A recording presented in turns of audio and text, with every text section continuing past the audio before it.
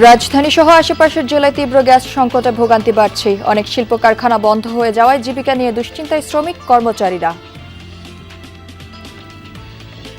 আমাদের কারখানা বন্ধ, শ্রমিকেরা আমরা ঠিকমতো টাকা পাইতেছি না, গ্যাস নাই। গ্যাসের জন্য আমরা এই রাস্তায় চলতে ফিরতে পারতেছি না, বাসায় খুব অভাব আছে, বউ বাচ্চা নিয়ে খুব সংকটে আছি আমরা।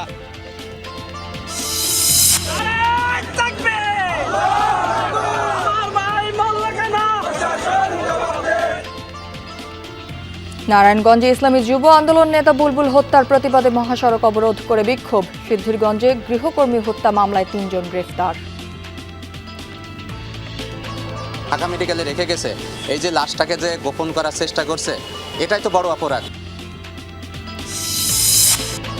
চিকিৎসকের ভুলে প্রাণ গেল রাজবাড়ীর কণিকা মণ্ডলের। পেটে গজ রেখে সেলাই করা ডাক্তারের শাস্তি দাবি, পরিবারের সাথে স্বাস্থ্যমন্ত্রীর সাক্ষাৎ। আমি চাই আমাদের এই মৃত্যুর জন্য ডক্টরের শাস্তি। ডাক্তার অবহেলার কারণে যে ঘটনা ঘটেছে, আমরা চূড়ান্তভাবে এটা দেখব এবং এর যথাযথ ব্যবস্থা গ্রহণ করব। ঢাকা চট্টগ্রাম মহাসড়কে এআই ক্যামেরায় ধরা পড়ছে নানা অনিয়ম, আদায় হচ্ছে বিপুল অঙ্কের জরিমানা। ভুল মামলা হলে প্রতিকার চান মালিক চালকরা। আগে মামলা হতো গাড়ির নামে, এখন মামলা হচ্ছে ড্রাইভারদের নামে। লাইসেন্স হতে ফোন কমে যাচ্ছে, বিধে ড্রাইভার এখন আগের থেকে অনেক সতর্ক চলতেছে। বাস বা মধ্যমান ভারী যানবাহনের গাড়ি কত পার্সেন্ট গাড়িতে মাইল মিটার সচল আছে, কর্তৃপক্ষ কি এটা যাচাই করে দেখছে? গোপালগঞ্জে বর্ণি বাউরের নিষিদ্ধ জাল ও বৈদ্যুতিক শক দিয়ে নির্বিচারে মাছ শিকার। হুমকির মুখে জলাভূমির জীববৈচিত্র্য।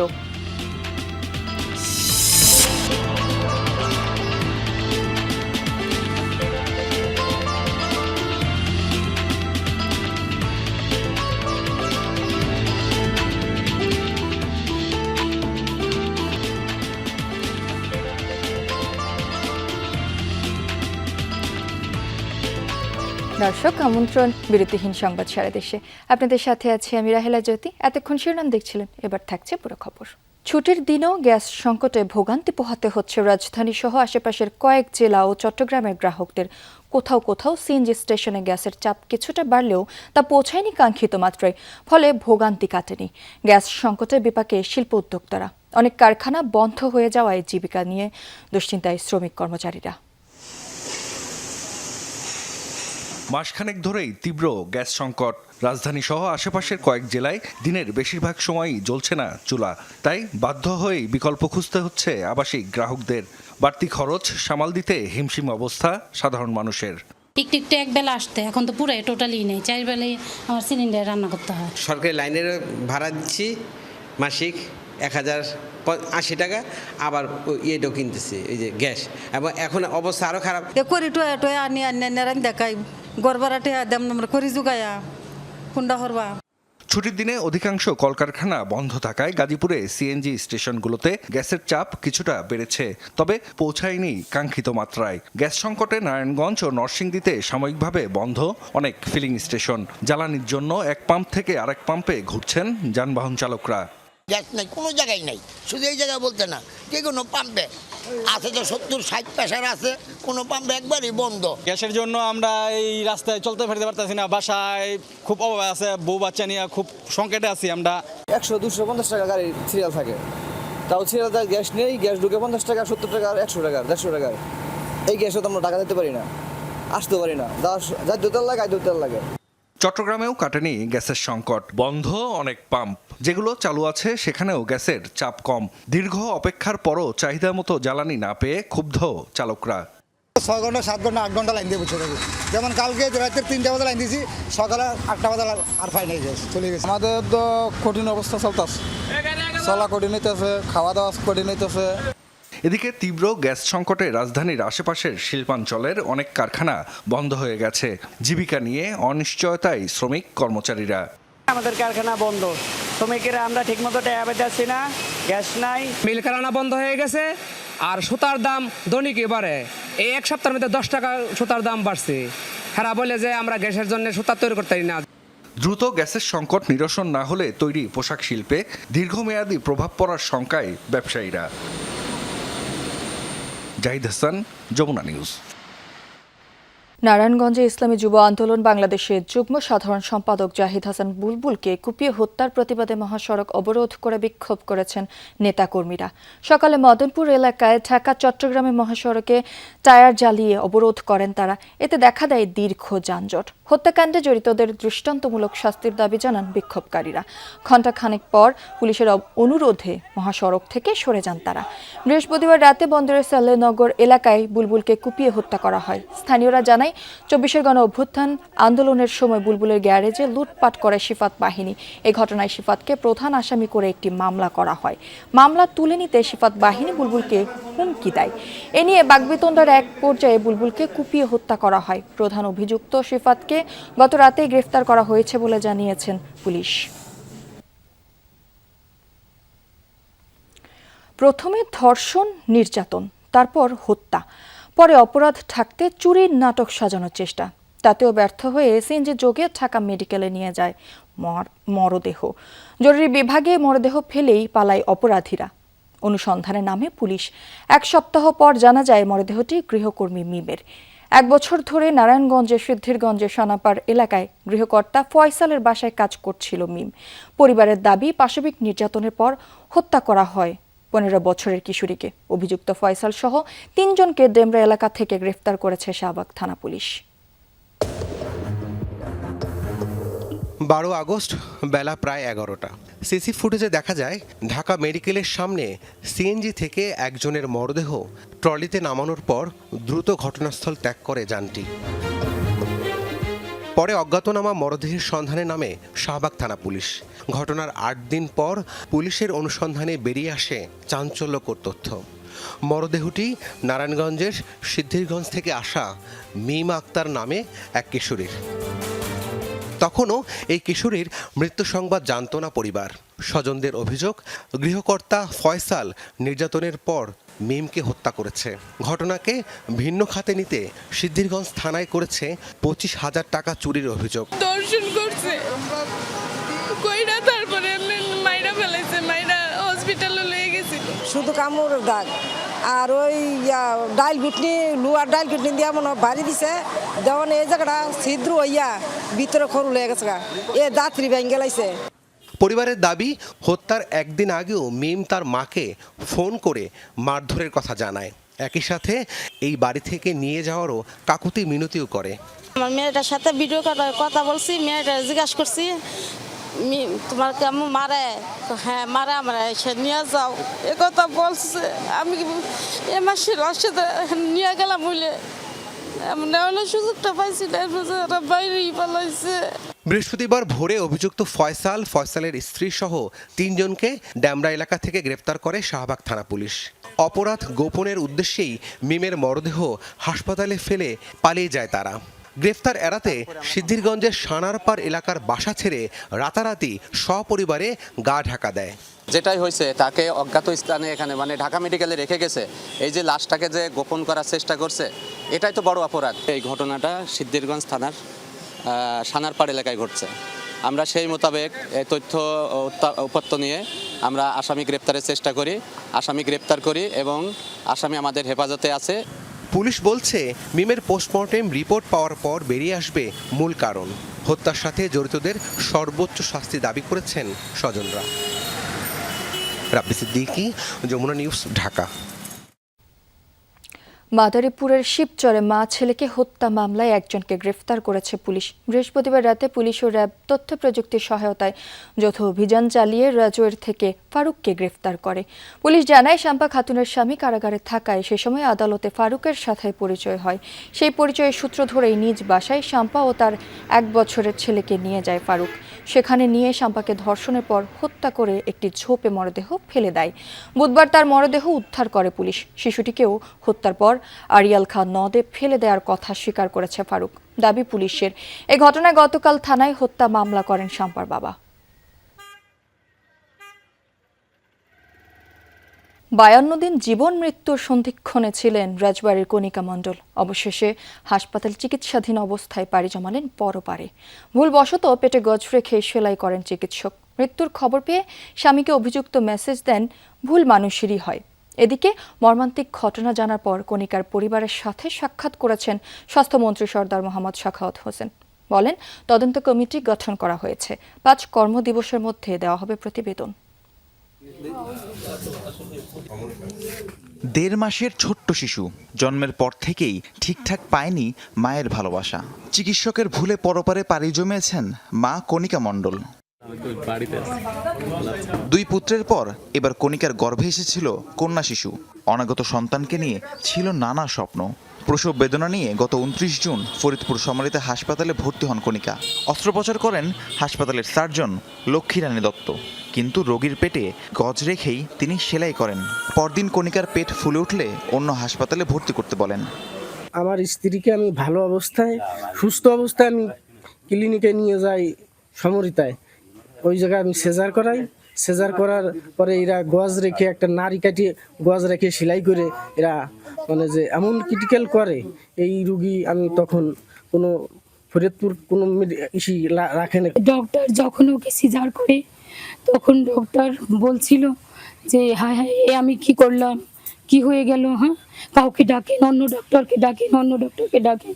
এটা চিকিৎসকের আমি মনে করি যে নিজ হাতে তাকে মেরে ফেলছে, এটা কোনো অনাকাঙ্ক্ষিত বিষয় না। 3 জুলাই রাজধানীর কল্যাণপুরে ইবনে সিনা হাসপাতালে আনা হয় কণিকাকে। পরীক্ষা নিরীক্ষার পর পেটে গজের অস্তিত্ব টের পান চিকিৎসকরা। 7 জুলাই আবারও পেট কেটে সেসব বের করা হয়। এরপর থেকেই আইসিইউতে কণিকা। 20 আগস্ট পৃথিবীর মায়া ত্যাগ করে সে মৃত্যুর কোলে ঢলে পড়ে। এরপর কণিকার স্বামী অসন্ত মণ্ডলকে হোয়াটসঅ্যাপে লক্ষ্মীরানী লিখেন, ভুল মানুষেরই হয়। মর্মান্তিক ঘটনাটি নজরে আসে স্বাস্থ্যমন্ত্রী সরদার মোহাম্মদ সাখাওয়াত হোসেনের। সকালে রাজবাড়ীর বাঘুটিয়ায় কণিকার পরিবারের সাথে সাক্ষাৎ করেন তিনি। বলেন, চিকিৎসকের অবহেলায় একজন মায়ের অকাল মৃত্যু বেদনাদায়ক। এই ঘটনায় তদন্ত কমিটি গঠন করা হয়েছে।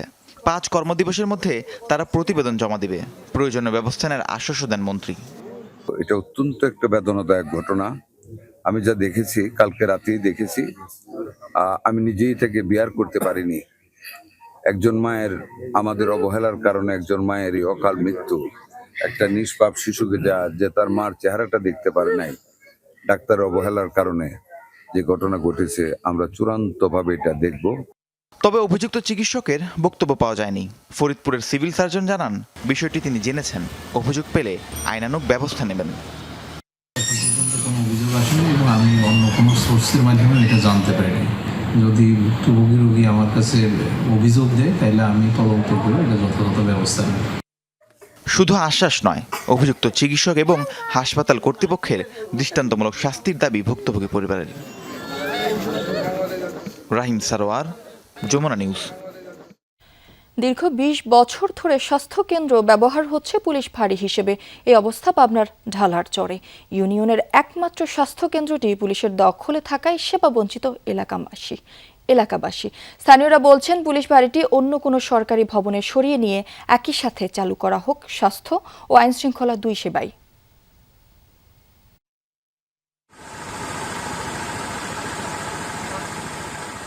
যোগাযোগ বিচ্ছিন্ন চরাঞ্চল পাবনার বেড়া উপজেলার ঢালারচর ইউনিয়ন। সেখানকার বাসিন্দাদের স্বাস্থ্যসেবা নিশ্চিতে স্বাস্থ্য ও পরিবার কল্যাণ কেন্দ্র নির্মিত হলেও মিলছে না চিকিৎসা সেবা। ঢালারচরে 30,000 মানুষের বাস। বিশাল এই জনগোষ্ঠীর স্বাস্থ্যসেবা নিশ্চিতে 2003 সালের 26 লাখ টাকা ব্যয়ে নির্মাণ করা হয় একটি দ্বিতল স্বাস্থ্য ও পরিবার কল্যাণ কেন্দ্র। নিয়োগ প্রক্রিয়ার মাঝে আইন শৃঙ্খলা পরিস্থিতি বিবেচনায় 2006 সালে সাময়িকভাবে স্বাস্থ্য কেন্দ্রটিতে স্থাপন করা হয় পুলিশ ফাঁড়ি। এরপর থেকে আর চালুই করা যায়নি স্বাস্থ্য কেন্দ্রটি। স্থানীয়রা জানায়, সপ্তাহে 2 দিন স্থানীয় একটি বাড়িতে বসেন স্বাস্থ্যকর্মী। জরুরি চিকিৎসার প্রয়োজন হলে দুর্ভোগে শেষ থাকে না তাদের। অসুস্থ রোগী নিয়ে যেতে হয় জেলা সদরে। আমাদের এখানে যে কোনো রোগী হইলে আমাদের নিতে রোগীরও যান শেষ, আমরা চিকিৎসা ঠিক মতন দিতে পারি না। অসুস্থ লিভারে কোনা পাবনা এ কোনা রাজবাড়ী, কিন্তু এখানে হসপিটাল আছে কিন্তু ডাক্তার এখানে আসে না। আমার এখানে পোস্টিং হওয়া সত্ত্বেও এখানে বসার জায়গা না থাকার কারণে পাশের বাসাতে সপ্তাহে 2 দিন আমাকে এখানে বসতে হয়। সময়ের সাথে তাল মিলিয়ে বদলেছে ঢালারচর ইউনিয়নের চিত্র। রেল লাইন সহ যোগাযোগ ব্যবস্থার উন্নয়ন হয়েছে, শুধু উন্নয়ন হয়নি স্বাস্থ্যসেবার। ইউনিয়নবাসীর দাবি, স্বাস্থ্য ও পরিবার কল্যাণ কেন্দ্রের ভবনটি দ্রুত ফিরিয়ে দেওয়া হোক স্বাস্থ্য বিভাগের কাছে। পুলিশ ফাঁড়ির মতো পুলিশ ফাঁড়ি একটা জায়গা হোক, আর হাসপাতালের মতো একটা হসপিটাল হোক, ঢালারচরের মানুষ সেবা পাক, আমরা এটাই চাই। দুটাই থাক, আমরা তো সেবা দুই পেতে চাই। আমাদের প্রশাসন ছাড়া তো ঢালার চলাচল, আমাদের প্রশাসন তো দরকার, হসপিটাল তো আরও দরকার ইমার্জেন্সি ভাবে। স্বাস্থ্য কর্মকর্তার দাবি, পুলিশ বিভাগকে বারবার জানিয়েও কোনো কাজ হয়নি। তবে স্বাস্থ্যসেবা আবারও চালু করতে চাইলে বিকল্প ভবনে পুলিশ ফাঁড়ি স্থানান্তরের কথা জানিয়েছে পুলিশ সুপার। স্বাস্থ্য ও পরিবার পরিকল্পনা খাতে খুবই সেবার মান খুবই নিম্ন পর্যায়ে চলে গেছে এবং জনগণ প্রয়োজনীয় সেবা পাচ্ছে না। ঊর্ধ্বতন মহলে জানানো হয়েছে, তারপর কোনো ব্যবস্থা চোখে পড়ে নাই। যদি স্বাস্থ্য বিভাগ এখানে স্বাস্থ্য সেবা চালু করতে চায়, সেক্ষেত্রে আমরা স্বাস্থ্য বিভাগের সাথে সমন্বয়ের মাধ্যমে এই ভবনটি স্বাস্থ্য বিভাগকে দিয়ে আমরা বিকল্প ভবনে আমাদের কার্যক্রম স্থানান্তর করা যেতে পারে। ভবন সংকটের কারণে যেন আর কোনো সেবা বন্ধ না থাকে, এমনটাই প্রত্যাশা ঢালার চরবাসীর। তাসমিয়া বিনতে আলম মরিন, যমুনা নিউজ। দেশে প্রচলিত ব্যবস্থা থেকে বেরিয়ে কর্মমুখী শিক্ষা ব্যবস্থা গড়ে তুলতে হবে। সাভারে ইউজিসি আয়োজিত 2 দিন ব্যাপী জাতীয় পর্যায়ের নীতি নির্ধারণী সংলাপে এমনটা বলেছেন অর্থ ও পরিকল্পনা মন্ত্রী আমির খসরু মাহমুদ চৌধুরী। মানসম্মত শিক্ষা দেশের উন্নয়ন ও অগ্রগতিতে গুরুত্বপূর্ণ ভূমিকা রাখবে বলেও আশা প্রকাশ করেন তিনি। সংলাপে প্রধানমন্ত্রীর শিক্ষা বিষয়ক উপদেষ্টা ডক্টর মাহদি আমিন, ইউজিসি চেয়ারম্যান সহ দেশি বিদেশি শিক্ষাবিদরা বক্তব্য রাখেন।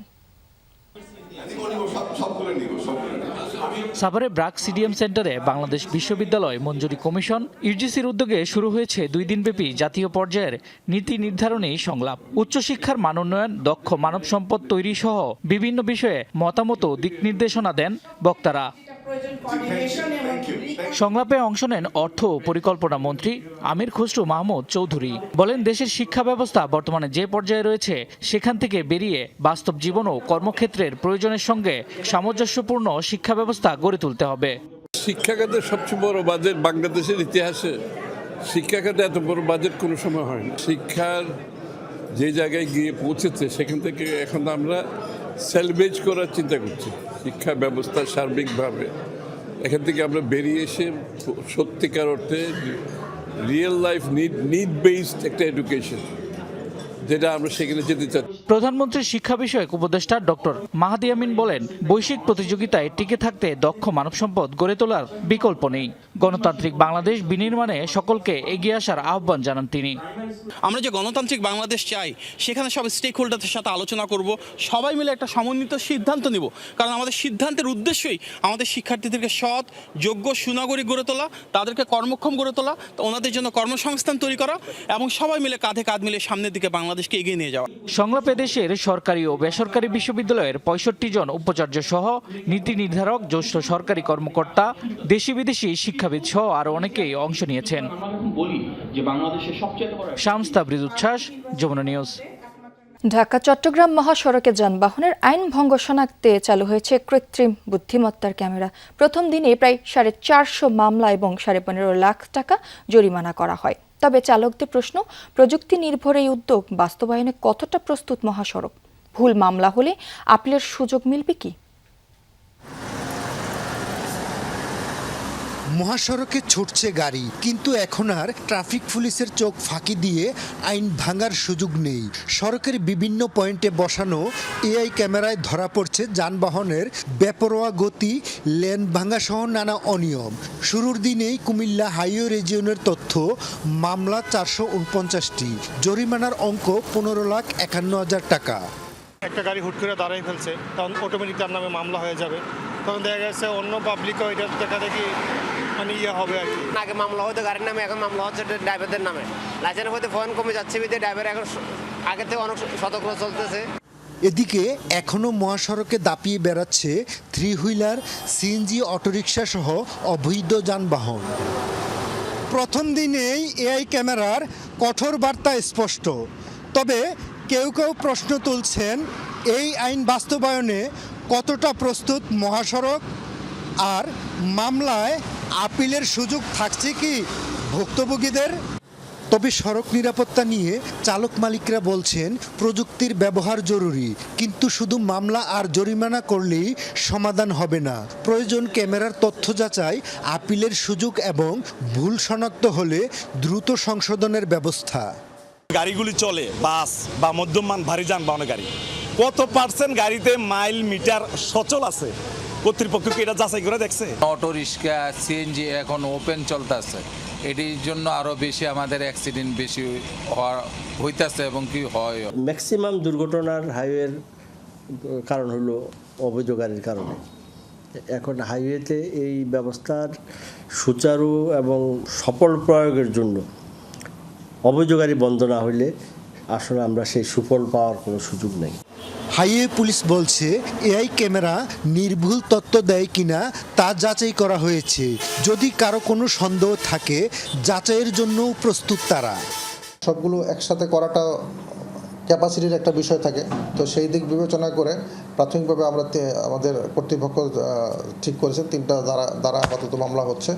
ভবিষ্যতে যে অন্য যে ভেহিকেলগুলোর কথা বলছেন সেটাকে কোন প্রসেসে আনা যায়, তবে ক্যামেরা আমরা যেটা জানি ক্যামেরাগুলো এই প্রত্যেকটা গাড়ি আইডেন্টিফাই করতে পারে। ইভেন আপনি যদি হেলমেট ছাড়া যান ক্যামেরা আপনাকে অ্যালার্ট দিয়ে দেবে। এই প্রযুক্তি সঠিক নিয়মে পরিচালিত হলে কমে আসবে সড়কের বিশৃঙ্খলা ও দুর্ঘটনা। এজন্য চালকদের সচেতনতা সবচেয়ে বেশি জরুরি বলে মনে করেন যাত্রী ও চলাচলকারীরা। খোকন চৌধুরী, যমুনা নিউজ, কুমিল্লা। নীতিমালা অনুযায়ী একটি নির্দিষ্ট ওজনের বেশি ট্রাক যমুনা সেতু দিয়ে চলাচলে রয়েছে নিষেধাজ্ঞা। তাই বড় ট্রাকে করে মালামাল আনা হলেও সেতুতে ওঠার আগে আনলোড করে তা ছোট ট্রাকে লোড করা হয়। সেতু কর্তৃপক্ষের নির্ধারিত স্থানেই এই লোড আনলোডের কাজ হবার কথা, কিন্তু স্থানীয় প্রভাবশালী চক্রের কারণে তা হচ্ছে মহাসড়কের ওপরেই। আর লোড আনলোডের জন্য খরচের টাকা ঢুকছে প্রভাবশালীদের পকেটে। রাস্তার পাশেই এক ট্রাক থেকে মালামাল নেওয়া হচ্ছে অন্য ট্রাকে। এই দৃশ্যের দেখা মিলবে সিরাজগঞ্জের যমুনা সেতুর পশ্চিম প্রান্ত থেকে হাটিকুমরুল পর্যন্ত। মহাসড়কের অন্তত 10টি পয়েন্টে এভাবেই চলে ট্রাকের লোড আনলোড। এর পেছনে সরকারি কারণ রয়েছে। নীতিমালা অনুযায়ী সেতু দিয়ে চলাচল করতে হলে একটি নির্দিষ্ট ওজনের বেশি মালামাল থাকা যাবে না ট্রাকে। তাই দেশের বিভিন্ন স্থান থেকে বড় ট্রাকে বালু, পাথর সহ অন্যান্য মালামাল আনা হলেও সেতুর কাছাকাছি এসে ছোট ট্রাকে লোড করা হয়, এরপর পার করা হয় সেতু। এসব মালামাল লোড আনলোডের জন্য সেতু কর্তৃপক্ষ নিজেই জায়গা নির্ধারণ করে দিয়েছে, যার জন্য সরকারিভাবে খরচও নির্ধারিত। কিন্তু স্থানীয় প্রভাবশালী ও রাজনৈতিক দলের লোকজন প্রভাব খাটিয়ে সেতুতে ওঠার আগে বিভিন্ন পয়েন্টে পণ্যবাহী ট্রাক থামায়, এরপর জোরপূর্বক চলে আনলোডের কাজ। এতে প্রতিদিনই বিপুল পরিমাণ রাজস্ব হারাচ্ছে সরকার। আমরা যখন মালামাল নিয়ে আসি তো এই পাশে 2টা পয়েন্ট আছে, ওই জায়গা থেকে আমাদের সিঙ্গেল দেয়, সিঙ্গেল দিয়ে অন্য পয়েন্টে বাধ্যগত ঢুকায়। ঢুকানোর পর মাল কাটা হয়। আগে তো মনে করেন একটা গাড়ি ব্রেক করতে দেয় নাই, যত মাল সামানা যাই হোক এই পয়েন্টে, সরকারি পয়েন্টে এটা, এখানে এসে মাল কাটছে।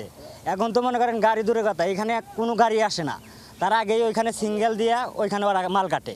জামটা লাগার কারণ হলো ওদিকে যেমন তেমন এদিকে আসে কিছু কিছু জায়গায় মাল কাটে রাস্তার উপরে।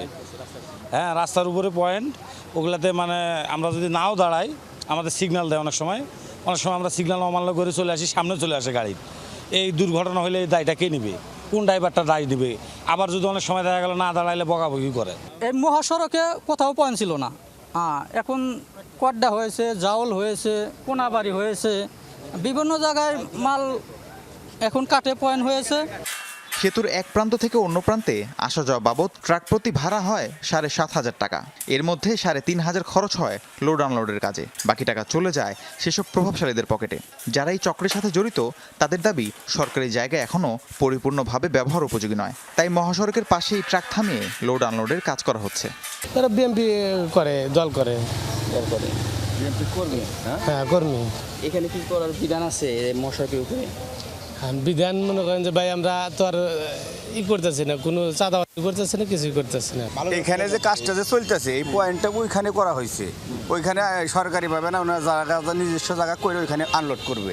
আপাতত জায়গাটা এই শেষ হয় নাই তো কাজটা, এই জন্য ওইখানে গাড়িটা নেওয়া হয়। জায়গাটুকু যদি মানে চালু হয়, আমরা কার্যক্রম করছি, এপাশেও করতেছি এপাশেও করতেছি, এই কার্যক্রম চালু হইলে আমরা ব্রিজের নিচে মাল কাটবো না।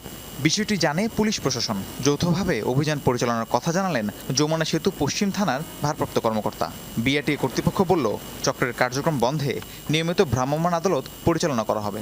আমরা যদি এটা যৌথভাবে অভিযান পরিচালনা করা যায় নিয়মিতভাবে, তাহলে হয়তো যে লোকাল লোকগুলো এগুলো করে তারা আর এখানে আসার সাহস পাবে না। এরা আনলোড লোড করে কোনো নিয়ম মানে সময় মেনটেন করে কিনা এটা আমি খোঁজ নেব, এবং ভবিষ্যতের জন্য অবশ্যই মোবাইল কোড যাতে আরও জোরদার হয় সেই ব্যবস্থা নেওয়ার চেষ্টা করব। আমরা আমাদের যে ব্যবস্থাগুলো আছে সেগুলো আমরা নিয়মিত আমাদের লোকজন আমরা পাঠিয়ে তাদের সতর্ক করে এবং সরিয়ে দেওয়ার চেষ্টা করি। তারা সরে গেলেও দেখা যায় যে মুভেবল জিনিস আবার চলে আসতেছে। যমুনা সেতু দিয়ে প্রতিদিন প্রায় 10 থেকে 12 হাজার পণ্যবাহী ট্রাক চলাচল করে। রাহিম সারোয়ার, যমুনা নিউজ। জামালপুর সদর উপজেলা ইপিজেডের ভেতরের 155 পরিবারকে পুনর্বাসনের দাবিতে মানববন্ধন করেছে স্থানীয়রা। সকালে ইপিজেডের ভেতরে কর্মসূচি পালন করে এলাকাবাসী, পরে বিক্ষোভ মিছিল বের হয়ে অর্থনৈতিক অঞ্চলের বিভিন্ন সড়ক প্রদক্ষিণ করে। এ সময় বক্তারা বলেন, জামালপুর ইপিজেডের ভেতরের রঘুনাথপুর, দিঘুলি, পশ্চিমপাড়া প্রাচীন এবং ঐতিহ্যবাহী গ্রাম। সম্প্রতি ইপিজেডের প্রাচীর তৈরি করায় গ্রামের চলাচলের রাস্তা বন্ধ হবার উপক্রম। এমন অবস্থায় গ্রামের 155 পরিবার মানবেতর জীবনযাপন করছে। দ্রুত গ্রামের বাসিন্দাদের পুনর্বাসনের উদ্যোগ না নিলে আরও কঠোর কর্মসূচির হুঁশিয়ারিও দেন।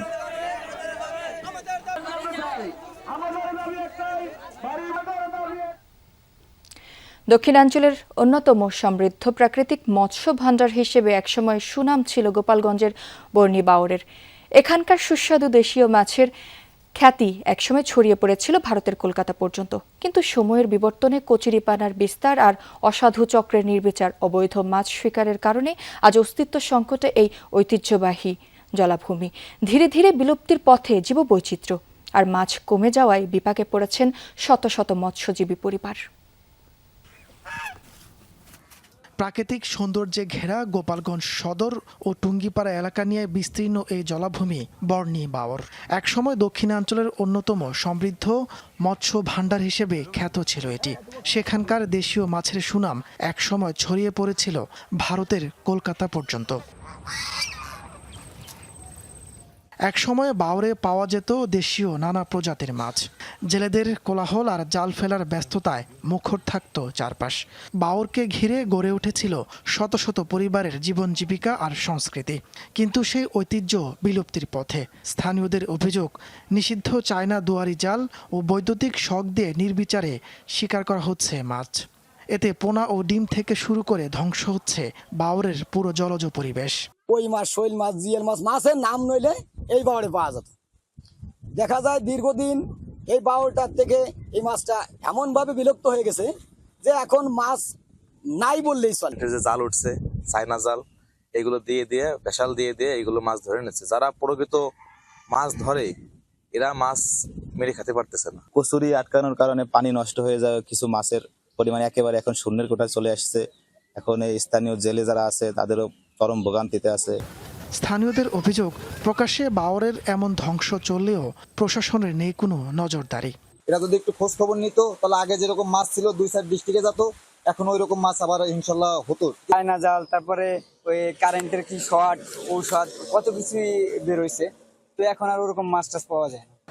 যদিও বাওরের জীববৈচিত্র্য ফেরাতে অভয়াশ্রম গড়ে তোলা সহ নানামুখী উদ্যোগ নেওয়ার কথা জানিয়েছে স্থানীয় মৎস্য বিভাগ। দপ্তর এখানে অবৈধ জাল বিরত রাখার জন্য আমরা প্রায়ই অভিযান পরিচালনা করি। গত মাসেও টুঙ্গিপাড়া আমার সহকর্মী ওখানে 4টা অভিযান পরিচালনা করেছে এবং কয়েক হাজার চায়না দুয়ারি জাল উদ্ধার করেছে। প্রশাসনের কার্যকর পদক্ষেপ আর স্থানীয় সচেতনতাই পারে এই জলজ সম্পদকে আবারও আগের রূপে ফিরিয়ে আনতে। তাপস সরকার, যমুনা নিউজ। দর্শক, এই ছিল সংবাদ সারা দেশে।